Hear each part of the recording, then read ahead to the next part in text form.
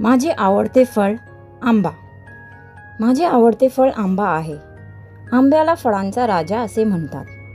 आंबा उन्हाळ्यात मिळतो. आंब्याचा रंग पिवळा, हिरवा किंवा केशरी असतो. आंब्याची चव खूप गोड आणि रुचकर असते. आंब्यापासून आमरस, आंब्याची कोशिंबीर, लोणचे आणि आईस्क्रीम तयार करतात. मला आमरस खूप आवडतो. आंब्यामध्ये भरपूर जीवनसत्व असतात. त्यामुळे आपले आरोग्य चांगले राहते. आंबा खाल्ल्याने शरीराला ताकद मिळते. म्हणूनच आंबा हे माझा आवडता फळ आहे.